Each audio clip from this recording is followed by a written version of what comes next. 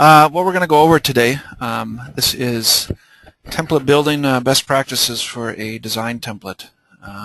So some of the topics, we're going to start kind of from beginner and go all the way to advanced. So I know there's some people perhaps who are newer, maybe to Civil 3D. Other people have been in it for a while, so I'll try to touch on a number of things, both beginning and advanced. We'll touch on typical templates. You know, do you have one template? Do you have two? Do you have three? What do you have? We'll talk about a general roadmap for template building. So some of you already have one. You know, maybe that's not so relevant, but and we'll go over some philosophies and rules of thumb, because there's really no hard and fast, 100% correct rules that apply all the time to building your templates and your styles and that sort of thing. So there's some kind of rules of thumb, as I call them, and some philosophies to help you make the decisions when you're going through building your template. We will touch on the settings hierarchy. Okay, there's only about 80,000 settings in Civil 3D templates, so we'll touch on those a little bit. Then we'll get into some more advanced stuff, some advanced configuration, touching on some more complicated styles like code set styles and such. So first, typical templates. In general, we tend to recommend 3 templates at a minimum, and we like to have a survey template, a design template, and then plan production template. So that survey template is something focused on just survey workflows, topos, altas, so on and so forth. A design template, that's probably the biggest one, and it's where your model drawings are made from. So grading plans, paving plans, pipe network plans. Okay, that's where you have all those sophisticated styles for all those different Civil 3D objects you create. And then a plan production template, or templates, depending on how many different layouts and page setups you might need. This is a template that's referenced in, say, Sheet Set Manager for general sheet creation, or in the Civil 3D sheet creation tools. And some of you may say, well, why break it up? Why do more than one template? Well, not all the time. It depends on kind of the breadth and the depth of your template. If you have fairly limited scope of project types you might get away with everything in one template. If it's a larger company and you do a vast array of different project types, that template can get fairly large. You know, you don't want to start a drawing that before you even put anything in it, it's 2 megs or 3 megs. It's nice to have those templates under 1 megabyte, and when you break them up a little bit, you get that. So it's keeping them small, and then the number of layers and styles you have in there, that becomes more manageable if you break it up just a little bit. And you know, breaking between survey and design, to me, that's a real logical break for project roles and drawing types. So it's a general thing we recommend, breaking it up, but we certainly have some clients who combine them for a number of reasons as well. So the roadmap, I talked about that. Just a general roadmap. When it comes to design templates, so that's what we're focusing on here, I recommend starting with the Civil 3D Imperial UCS template. So I'm talking about this one right here. This AutoCAD Civil 3D Imperial template. Okay, there's plenty of stuff you need to change in there, but you know, compared to starting with the ACAD.DWT template, this one is going to get you a little closer to where you want to be. Importing AutoCAD basics, so a lot of things like your font styles, your text styles, dim styles, that stuff is pretty well defined in your company. And so, you know, bring that stuff into your template. And then start defining object layers in your template.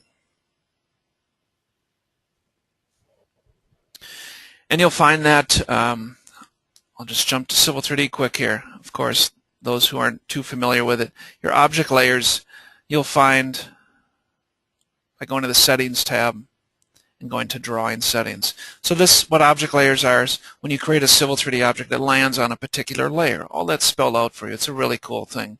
And you can spell out those layers right here. Now let me bring up another, I've got a kind of Excel cheat sheet here. Some recommendations I'd like to point out just a few of them. There's certain objects, when you create them, it will create a separate layer for each of that object type that you create. For example, surfaces. If you have your wildcard turned on right here, okay, it's going to create a layer called C-topo dash, and then whatever I name that surface. So it gives you some micro layer control where you can quickly freeze surfaces without having to perhaps change them to a no display style. Another place to use it I like to recommend is with pipe networks. When you create a new pipe network, it lands on, for example, the CU structure layer, okay?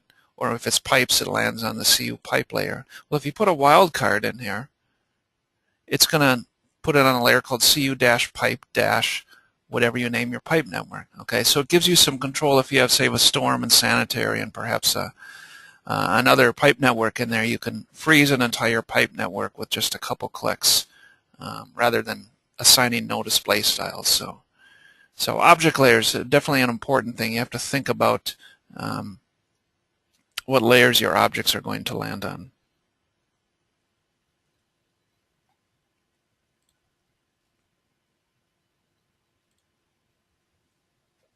And styles creation, this is the meat of it, okay?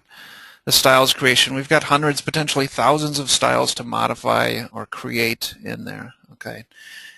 And I'll touch on some of this. Granted, we can't cover everything with styles creation today, but I'll cover a few items, some advanced tips and tricks here and there. So, and not till after you have your styles completed then, or maybe 85% complete.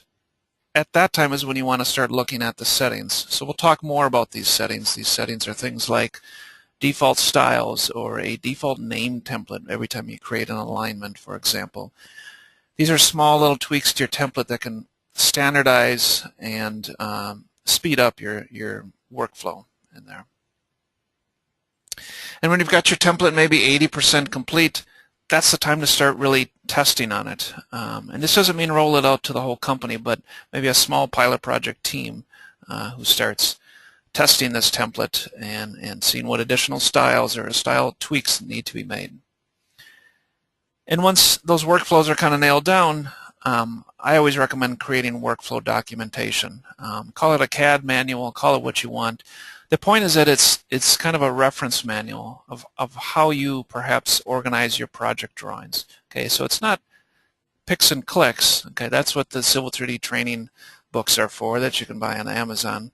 This is more about what is our workflow when we bring in survey data? What is our workflow when we create a pipe network drawing? How do we name this stuff? That sort of thing. Okay, so it shouldn't be a document that's hundreds and hundreds of pages, but instead a document that's maybe a few dozen that outlines high-level workflows. So philosophies, rules of thumb, right? We all know we can't just write a list of how to build a Civil 3D template, but there's some things you need to think about as you're going through and creating some of these styles and defining some of these settings. And what governs how I build a template, these are some of these rules of thumb. And the first one is that styles are way more powerful than layers. So use styles. And what I mean by this, if I jump into Civil, is I can make, for example, a style change on my, let's say our corridor. We'll pick on the corridor, and I'll change the code set style. And we're going to touch on code set styles a little later. And I've virtually made what is about a dozen different layer changes and possibly even layer properties. I've done that with just a few clicks. So style changing is way more powerful than layer changing. It's kind of like defining hundreds of layer states in your layer dialog box, but you have a lot more granular control on it.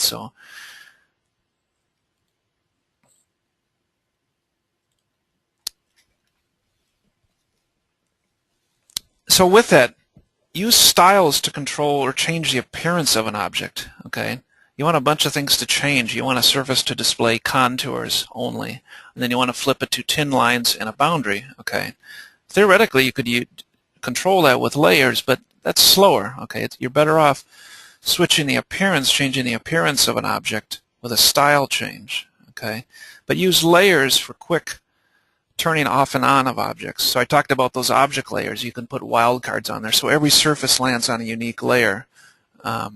It's really quick to be able to initiate the layer freeze command and turn a bunch of surfaces off at one time. Okay.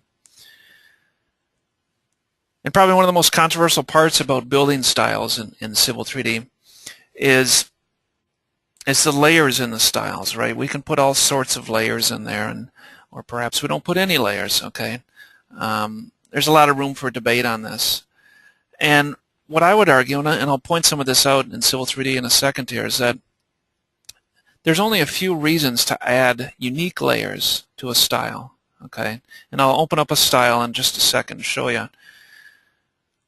But you have options to put different unique layers for almost every component of a Civil 3D object. And the reasons to do so are one of three reasons to me.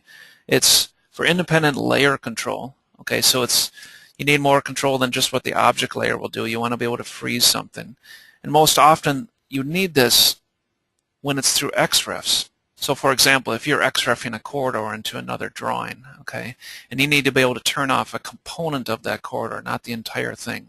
Or maybe it's a surface or a pipe network or any number of things, okay, where you're XREFing it, not data shortcutting. The only control you have over the display on that is layer control, and at that time, that's when you may need some micro layer control. And then the other thing, the command export to AutoCAD, it's basically exploding your entire drawing, right? Okay, so it's sharing with people who need just AutoCAD entities if you're sharing your drawing in that way. When you export that, all those layers that are in that style, as well as the object layers, start to come into play. So if you don't have any layers in your styles and you export a surface, all those components, be it the boundary, be it major, minor contours, tin lines, what have you, if it's all layer 0 in there, everything's going to land on the object layer. So let's take a look at this.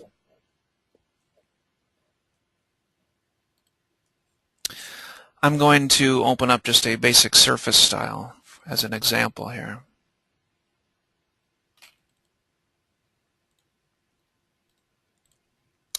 And if we look at a surface style and I go to the Display tab, and those of you who aren't too familiar, the Display tab is like a component control of every component of that object. So it's kind of like a mini layer dialog box. Okay. In this particular style, I've named it 1 and 5 foot existing ground contours. Pretty common. Most people have something like this. But I only have layers for a couple items here. Okay. And so what I decided was that I need some layer control on these components when I export this to AutoCAD. Otherwise, these contours are going to land on the object layer. Okay, so if this is set to 0, these components are going to land on the object layer specified in drawing settings. Okay, and then on border over here, I decided I don't really need unique layer control, even if I'm exporting to AutoCAD to hand it off to an architect or something, but I do want a little bit different color. So this might go against legacy layer philosophies, but this is different. We're not talking just old school AutoCAD. We're talking Civil 3D styles here. And I highly recommend using property overrides or component overrides like this. So it could be the color. It could be the line type. And it's really when you don't need any independent layer control, but you just want to change the appearance on the screen a little bit. Okay. Now there's nothing saying we couldn't have introduced a new layer right here and a unique layer and gave it its own color and everything, but there's no real reason to do so. So unless you have a reason to add a layer into a style, I say don't do it. And by the way, what this does, when you put layer 0 for a component and then everything is set to by layer, it works like an AutoCAD block. Whatever overall layer that entire block is on, if all those embedded components are on layer 0, they change color as that block moves to a different layer that has a different color. So anyway, if you have more questions on this, I'd love to kind of discuss in depth with anyone who's interested about putting layers and styles to the extent that you do, but it's definitely a big part of template building.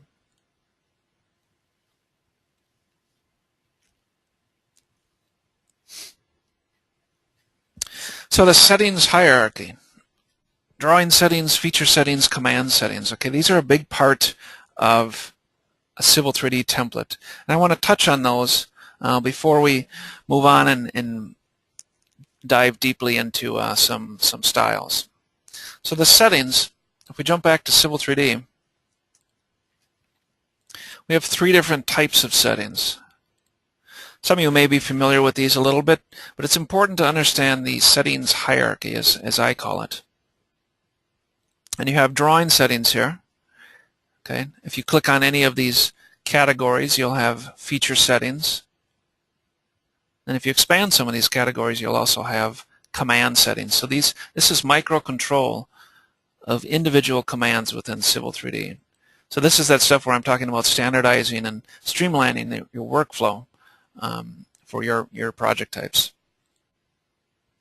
And the hierarchy I'm talking about, if I go into Edit Drawing Settings here, and I go to Ambient Settings, okay, these settings right here, I will find these in Feature Settings and in Command Settings as well. And if I set them at the drawing level, and some of these at the drawing level are pretty generic settings, so we're not going to spend a lot of time on drawing settings. But I want to point them out nonetheless. Show tooltip. Some of these general settings, if this is set to yes, that applies to the whole drawing. Okay, I can now go to a lower level, like the feature setting level, and change this for that particular feature category. Let's dive into surface styles. Excuse me, surface feature settings. Let's go to Edit Feature Settings. And here I've got some default styles. So now these are getting to be a little more relevant options here. So I've got a surface default style. Many of us have probably seen this.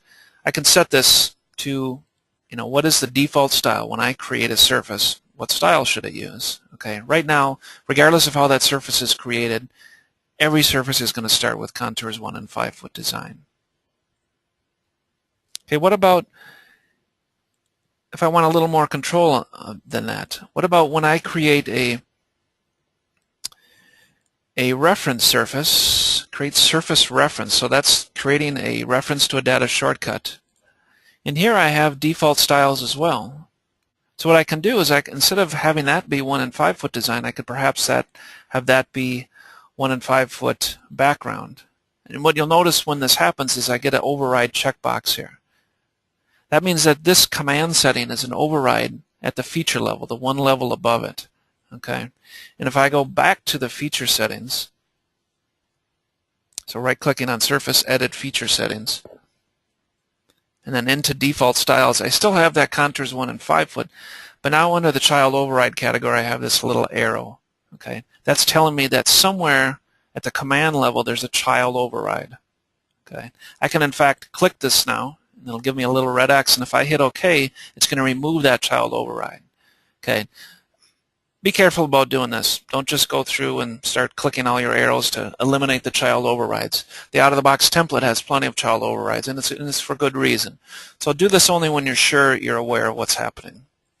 But if I do click that, the red X goes with the red X there. I hit OK, and if I come back to create surface reference, I'll find that it's flipped back now to contours 1 and 5 foot design. Okay, so the meat of the settings that you're going to be looking at here are going to be feature and command settings. There's not a whole lot in the drawing settings, except for object layers. But this hierarchy that I'm referring to is the ambient settings tab and drawing settings, and then of course feature settings and command settings. So a few others to be aware of that are worth standardizing. Adding surface boundaries, for example. You've got add data options. So these are things that it prompts you with when you add that boundary. Okay, you can default that stuff. Add surface break lines, for example. What are your default weeding and supplementing factors? Okay, depending on your project types, you're going to want to set this differently. Contour labeling defaults. Those contour labels you get, and out of the box it labels that line there. It automatically turns that on. Well, that's because this out-of-the-box setting is set to true, so you want to set that to false. Okay, so a lot of settings in here.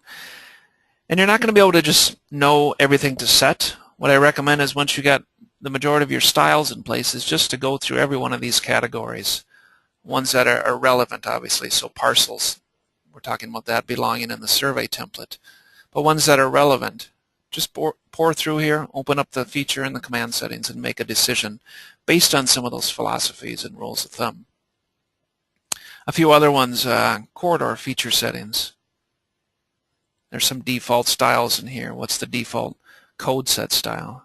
Okay, I can drill down a little more, go into commands, and I've got create corridor, a command setting. Now I've got assembly insertion default. So what's the default for assembly insertion when I create a corridor?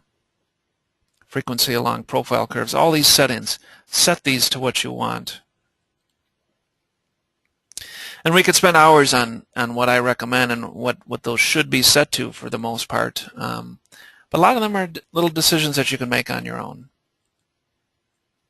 So settings, a big part of it, like I said, that comes after you have defined most of your styles in your template.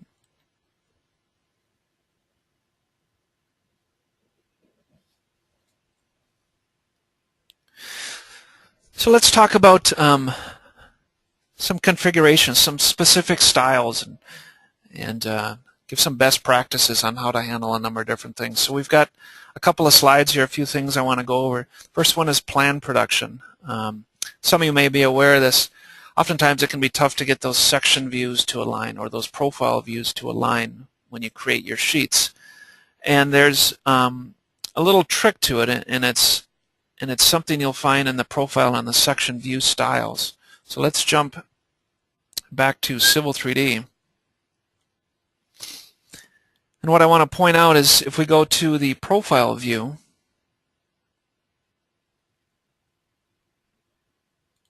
the profile view style on this title annotation tab, okay, what often happens with profile views when you put them into a sheet is it'll cut off your band sets at the bottom or your labels at the bottom.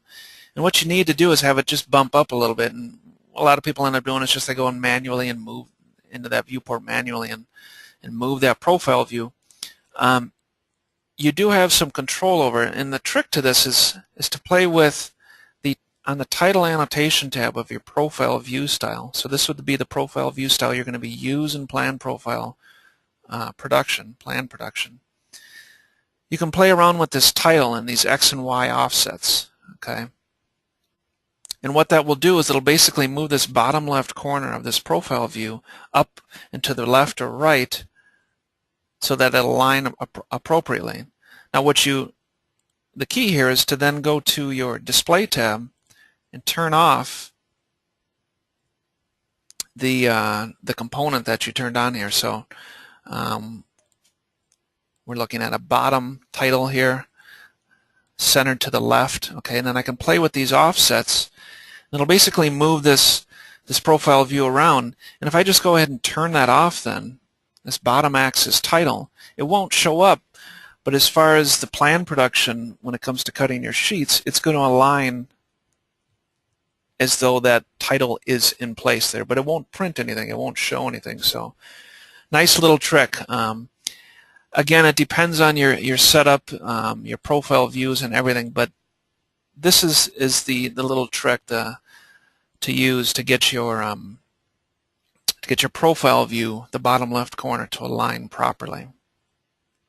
So that's with profile views on plan profile sheets. What about with section views? Okay. If we go into our section view properties, we have bands here. So it's a real similar thing. Okay, so let's look at a band style. I'm just going to open one of these here. Again, on the band details, you've got some control on the band at the bottom. Okay, and you can do the same kind of thing here. So it's playing with some of these offsets over here, some of the tick size, to get those section views to position properly, because it'll be a similar thing with section views. It can cut off the left side of the labels, the section view labels. On this side over here, those can often get cut off depending on your configuration. So a couple tricks there for plan production. Parts list configuration. Okay, there's all kinds of things we can do in here, but One thing I want to touch on is simple edits in the part catalog. So there's a lot of things like the part name or the part material. When they come through, they're not quite named the way you want. And so you end up manually changing this perhaps in the parts list or in the pipe style itself or the structure style, and it gets a little tedious, and most of us don't want to spend much time in Part Builder, but there's just a few tweaks that you can make that are really quite easy. So for example, this is out of the box. As you can probably tell, I've got some structures here, a pipe, and out of the box this comes in and it calls it reinforced concrete pipe. Looks like there's a typo there. I had changed it back and missed it there. So it would be reinforced concrete pipe. That's the way it comes out of the box. Okay. Most people don't want to call it that. They want to call it something shorter, something abbreviated like RCP. Okay. And so this is referencing the pipe in here. And if I go to the pipe properties and I scroll down, you'll see that the material, that's what it's pulling, that's actually grayed out, so I can't actually even modify it in the pipe properties. Okay, where this label originally comes from, where this text comes from, is right in the part catalog. So it's little things like this that's it's worth changing, be it the structure, be it the pipe, whatever it might be. You can change the way that shows up pretty easily in Part Builder. So you don't need to know how to create your own custom parts in Part Builder. You just got to be able to edit a few things. So let's jump into Part Builder quick, and I'll show you the easy change I'm talking about. So I'll pick on the pipe, go up here to Parts List and Part Builder. We're going to edit concrete pipe. I'm going to go ahead and edit.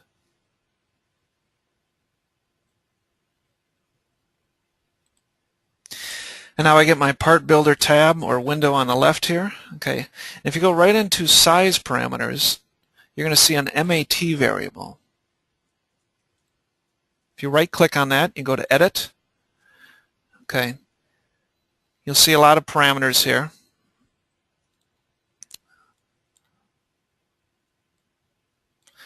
You'll see MAT, that variable right in there. Okay. We can customize this. Okay. This is where that term is coming from.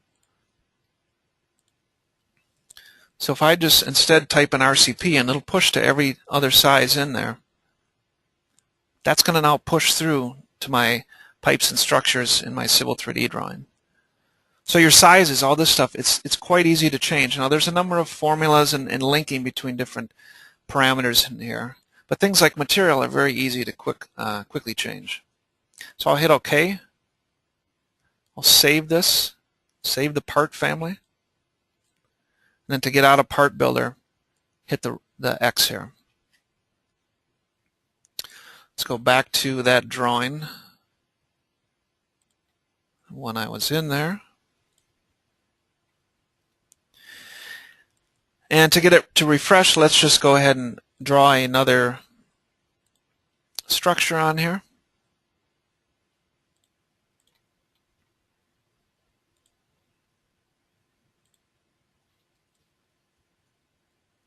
If I do a regen, and I'll see everything is labeling RCP. Okay. If I look in those pipes, look down here at material, it's now being called out as RCP. Okay. So all this stuff here, part size name, 21-inch concrete pipe. Okay. You can really control how all that stuff labels so that you're not manually typing that stuff in your parts list or things like that. So the key is make those edits in the part catalog first, then build your parts list. Because you can in your parts list modify a lot of those names, but all that naming in your parts list in the first place, for example, if I open up my storm parts list,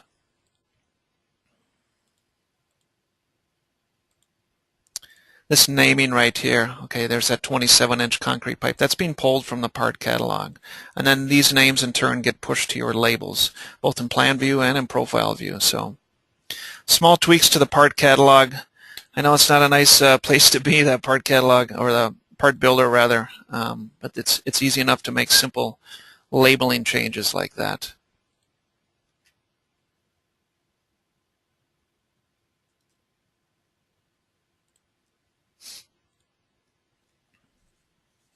The QTO Manager. Okay, QTO is a pretty powerful, pretty flexible tool in Civil 3D. Its most powerful use is with code set styles and corridors, and then assigned as pay items in parts lists, and I'll mention those or show those briefly. But the key to the QTO Manager working well is the QTO file and also a units file that dictates how it quantifies your units. So let's jump back to Civil 3D again.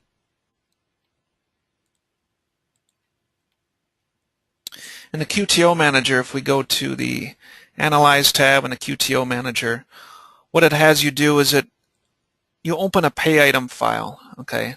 And one of these formats is just a CSV file, so a basic Excel file, right? And it has 3 columns in it. One is the pay item on the left, the second one is the description, and the third is the unit type, okay?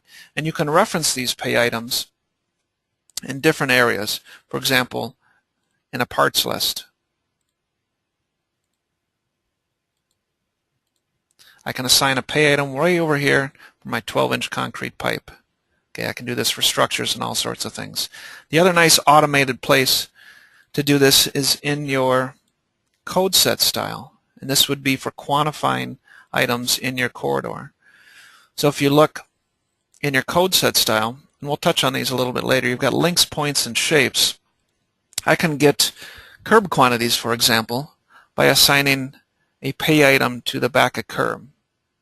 I can get area quantities by assigning say a bituminous area quantity to the mill or to the pave link code. Okay, so you assign these, and then you go ahead and hit the takeoff button, and it gives you your quantities. But this, I don't want to talk too much about how to use this, but more how to configure this, how to set this up. So there's a couple things. When you want to get, say, seating of your corridor in acres, okay, instead of square feet, well, the default unit in here is square feet, right? But we want it to come out in acres, okay? Well, let's go back here. Let's first look at that QTO file. Okay, so it's just a CSV. I'm going to open it up here. And here's those 3 columns we saw in Civil 3D, the pay item, the description, and then the unit, okay? You have to format it in this way for the CSV to be read by Civil 3D. And the key here, when we're looking at wanting, say, acreage for perhaps soil erosion or seeding, like I said, the trick here is how you notate this unit type here. So you can't just put in anything you want. You have to put in one of the hard-coded unit spellings that exist in Civil 3D. And so what I mean by this is there's a units file. So if I go to this, in this path here, in Program Data, Autodesk, Civil 3D, okay, there's an XML file in here. If I go and edit this with notepads, we dig into there, you can see all the different unit types that Civil 3D will recognize. Okay, so I know this gets a little tedious, but it's simple enough. Open this XML file, look how I should notate linear feet or acre, and you have more than one option, by the way. You have an AC or ACRE, but if you do AC dot, okay, that's not in here, and it won't recognize it and return the value in acres. It's going to return it to you in square feet. Okay, so this is a nice little trick. It will give you those quantities, square yards, square feet, linear feet, whatever the unit is. If you spell it out accordingly to this XML file, and it's a long list in here, it will give you that unit in that it'll give you that quantity in that unit. So that's configuring the QTO. There's also what's called a categorization file that comes along with that. There's a nice blog out there that explains about creating a categorization file. So go ahead and Google that, and you should be able to find that. So that's a QTO Manager. So some more advanced configuration. Let's talk about code set styles a little bit. This is, to me, this is probably one of the most complex styles. Actually, Actually, I think it is the most complex style in Civil 3D, and it's used for a lot of different things. It's used in your corridors, it's used in your assemblies, it's used in your cross sections, okay, and it controls the display of things. It, as we just saw, it controls how you quantify items in your corridor. Okay, it controls section labeling. It controls all sorts of things. And it's similar to like an alignment label set. It's a set of styles. So let's jump into that a little bit. So code set styles. I recommend you have a series of different code set styles. And they're used for different things. So let's go to the Settings tab and General, and we've got code set styles here. And I've got 4 of them in here, okay? So I've got Assembly, I've got Corridor Design, and Corridor Plotting, and Cross Section. Let's look at the Assembly one first. Okay, so I've got an Assembly over here. And it's displaying things pretty nicely. I got some nice hatching in there, okay? It's calling out labels on here, labeling my back a curb, okay? And if I zoom in and I want granular control, or to really understand what's going on here, it's actually calling out my shapes as well.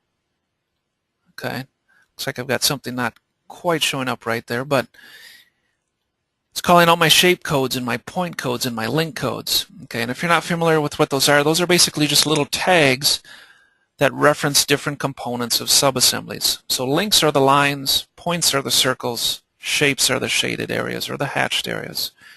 And you can reference these in a code set style based on the code that's assigned in here. Some subassemblies have customizable code sets, or excuse me, customizable codes. Other ones are hard-coded in there. So how you get all this displayed, it's all in your code set style. So let's take a look at that assembly code set style. I'm going to jump into there and expand this, make it full screen. And like I said, it is a set. So I'll minimize this again. Again, we have the link, the point, and the shape. Okay, let's look at those link codes. Okay, well, with an assembly, I don't really care to have different colors for all my lines, right? The color of all these lines, I'm okay with all those just being blue. So let's keep it simple, make them all one style. What about these label styles? Okay, so you're thinking label styles on an assembly. Well, yeah, I think it's kind of handy. Okay, this isn't cross-section, but this is my assembly. It's nice to have that feedback and see that what that width is and what that slope is. And there's another little thing I want to mention here. We all know Civil 3D labels and annotation automatically scales. In fact, you don't have any control on it. But there is a way to basically divide out the drawing scale. And what this does is that as you change your drawing scale, you'll see that the labels in my assembly don't change in size. Okay, you want that in most of your stuff. You're plotting objects in line work. But when it comes to assembly, you're not really plotting that, so it gets kind of annoying when this text gets really big or it gets really small. So what we do is we divide out the drawing scale. So let me show you how that works briefly here. So if I look at one of these labels here, and I go to the Layout tab, so this is my Label Style Composer. If I look at the text height, okay, instead of a text height spelled out, I have a variable referenced in here called text height. What this is an expression, okay? I also have a variable in here for X offset. Let's go take a look at these expressions.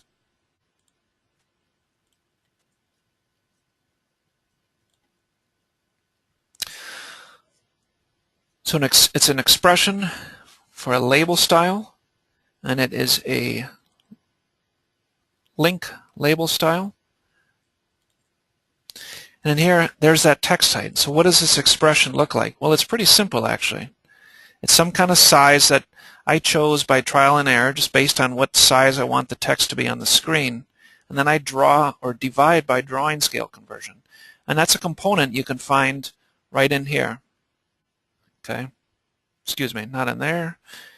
in here, drawing scale conversion. Okay, so it divides that out and it allows your labels to be one size regardless of your drawing scale. So it's really nice in model view when you're looking at your assemblies. You want them always to look the same. So it might be a little tedious, but you set it up once and you're done. Okay. So assemblies.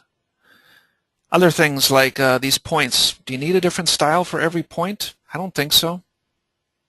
Let's take a look at that. Every one of my points, they all have the same style. Okay, just a simple circle, that's all I need. Then I have the code label style assigned there as well. And then of course on the shapes I've got some different styles here, just controlling the hatching out there. By the way, some of these assemblies, or these sub-assemblies, these are some we're developing. We're almost done with them right now. This is a curb one here. It's to MnDOT standards, and you can change curb type in here, and so it's something we're pretty excited to get out to you guys pretty soon here. You can change curb size, and whoops, D curb doesn't come in that size. And it changes all these parameters behind it, so you've got boulevard and sidewalk, and you've got control over all that stuff. So a nice sophisticated subassembly. And the reason we put all this into one is because all these things are kind of one animal. You know, you change the curb type, it affects the boulevard, it affects this common fill area. So anyway, those are some subassemblies we're working on. Almost done with them. Let's look at more code set styles. Corridor design. Corridor design. Let's set my corridor to the corridor design code set style. Okay. What this is going to show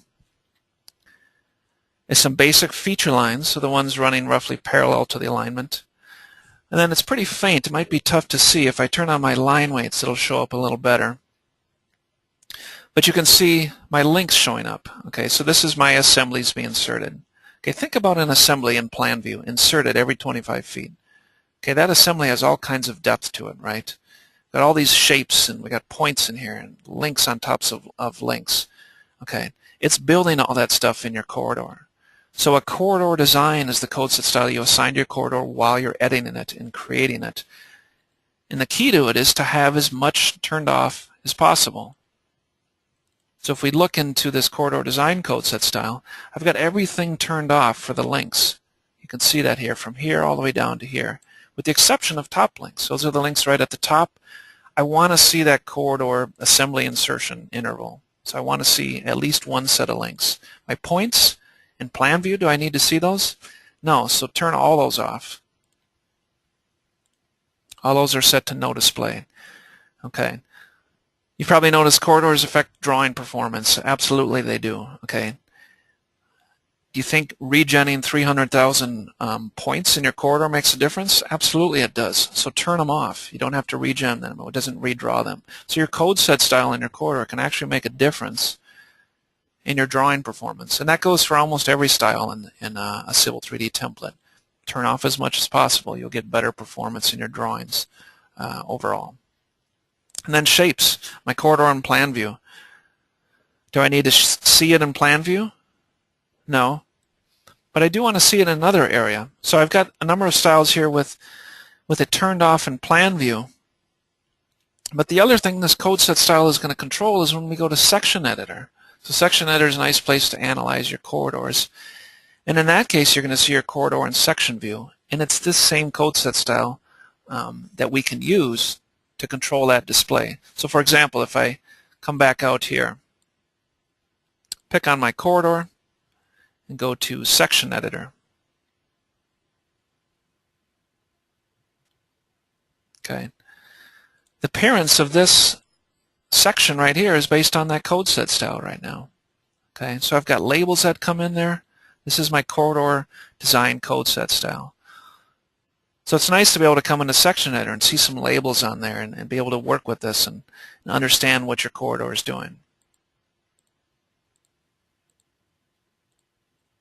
Okay, let's close out of this. So corridor plotting. Most people I don't find are plotting their corridors. It depends on the complexity of the corridor. But sometimes, maybe even just for kind of illustration purposes, for an exhibit or something, or perhaps you have put enough detail in your corridor and you are able to plot your corridor. It's worth having another code set styles for that, code set style. And it's a corridor plotting one. Now I've put some hatching in here, kind of prettied up. You can really do whatever you want with it, but I've turned off my links so I no longer see those. Those are nice to see when I'm editing and designing my corridor, but when it comes to a planned production quality, I don't necessarily need to see that. So if I look at this code set style, what it looks like, a corridor plotting one, similar again, I have most of the links turned off. In fact, all the links turned off. I have all the points turned off. And I have most of the shapes turned off, except again, I leave some of those on for in section view. But what I've done differently here is my material area fill style. So that's that hatching you see out there. So I want to say in the daylight, for the daylight links, I want to see some seating hatch patterns, or in the pave area, I want to see a pave plan. And these are all separate little styles, so I can go in here and edit this shape style, for example. And I've got shape border and shape area fill. Okay, really simple control over it. And here's that layer thing coming up again. Do I need independent layer control of that? Not really. So just leave the layers out of it and put a simple color override there.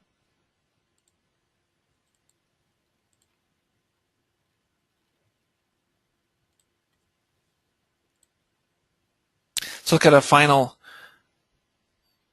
code set style, a cross-section code set style.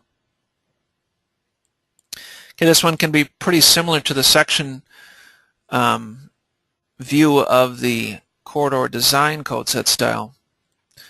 But we're probably going to want this to look a little bit different for our actual plotting cross sections. Okay, so what you see in corridor section editor, you probably want to see a little bit differently than what you see in your section views. Okay, so for that reason, those are the same settings, so we need a separate code set style. And again, I have some labels that call out slopes. This one is x to 1, this one is % slope. Okay, I attach those to different links and so forth here. And if I see what that looks like over to one of my section views. Okay, so to get these leaders and these labels here, these are in the code set style. Those are based on a point code. So if I look at this centerline label right here, if I jump into there and I go to my crown point code, I have a centerline label style there. And what this thing looks like is a couple components, a line and a centerline text and some elevation. Okay. So all your cross-section labeling, if you're using a corridor, take advantage of code set styles for it. The labeling, you've got a ton of granular control with all those different codes in there. Really allows you a lot of flexibility. Those of you perhaps haven't seen before, you can control select a code set label and flip it to a drag state, so just a single label. So that's kind of handy. So code set style is definitely one of the most complex things. They control the display of your corridors, your assemblies, and your cross sections. They affect drawing performance. They affect a lot of things. They affect how easy it is to look at and use your assemblies, right? This is pretty easy to understand what my assembly is doing. Perhaps my surface isn't building right. I could come here and take a look at my link codes and make sure my link codes are working out properly. Okay, that's the reason to have codes being labeled in your assemblies, is to be able to zoom in and understand at a detailed level what's going on with your assemblies.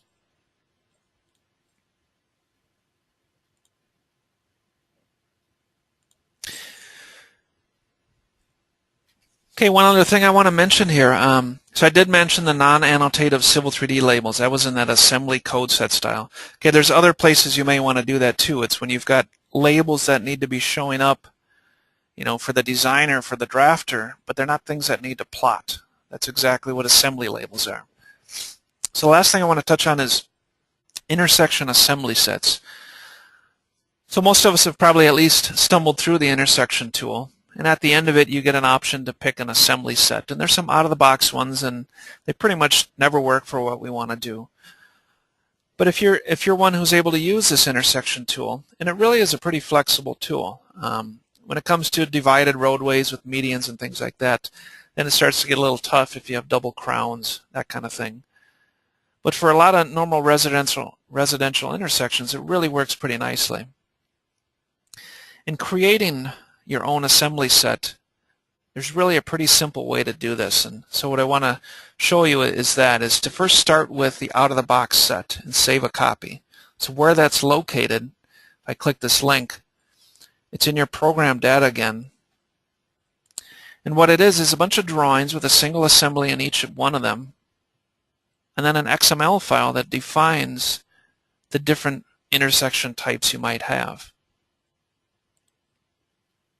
Okay, you want to start with editing an XML path, or editing an XML and change the assembly paths. Okay, so what does that look like? Let's go to this XML and let's edit this.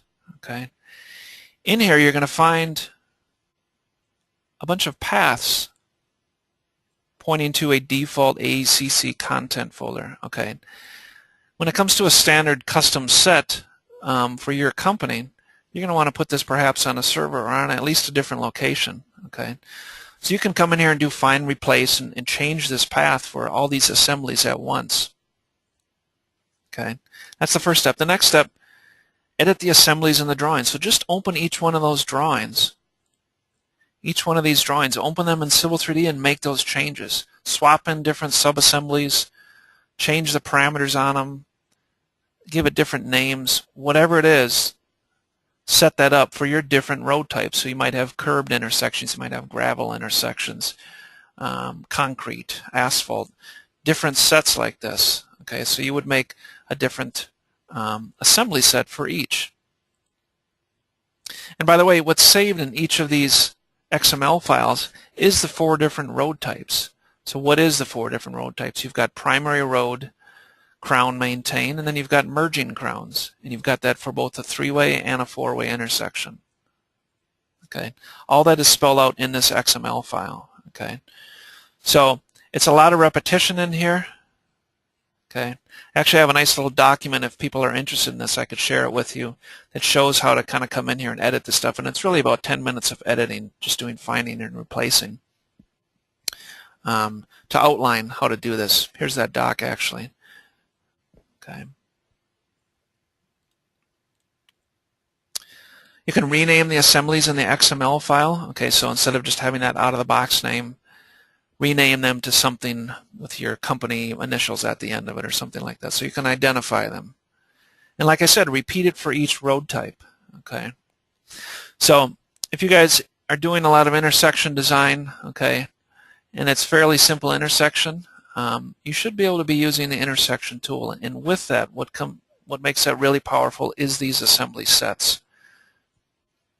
So if you are using it, I definitely recommend using those assembly sets. So that's all I had for you today. It was some general workflow stuff about how to approach building a template, and then really deep diving into a number of different styles and settings in there. Obviously, there's many, many more things to cover, and of course that requires some more time. But thanks for watching. We would like to mention a couple other things to you here, and that is our webinars and workshops this month. So you perhaps have gotten some emails on it this month. Our Civil Infrastructure September events is on template building in AutoCAD Civil 3D. So today we did the design templates. This Thursday, 2 days from now, and I think some of you are registered for this as well. Scott Mizak's going to talk about best practices in survey templates. Okay, and I know we went pretty fast through things here. We just have the hour, but we've got these workshops that correspond to this, and these are next week. So we really encourage you guys to come in. They're really pretty cheap. I mean, get out of the office for a half a day and learn some new best practices. So we'll touch on some of the things we went through and really do a deep dive and be able to have a discussion with people on their individual specific circumstances. So we've got that coming up. This is a new thing we're starting here. We're going to have a different theme every month for our civil infrastructure clients. We're going to have webinars and workshops and seminars. So continue to look towards that stuff as you get emails. And as one last reminder, please go ahead and take that survey. You know, like Tim said, this is a new webinar system we're using. We really appreciate your feedback. And it will open in your default browser automatically when this webinar ends. And yeah, keep an eye on your email for our upcoming events. Yeah, I'd love to see some of you guys in the workshops we got coming up next week. So thanks for listening, and we will talk to you guys soon. If there's any topics, by the way, you guys like to know more on, go ahead and email us, and we can discuss those in some more depth. We didn't get any questions through the chat bar, but we'd be glad to chat in some more depth with folks if they have any more questions. So thanks again, and we'll see you guys soon.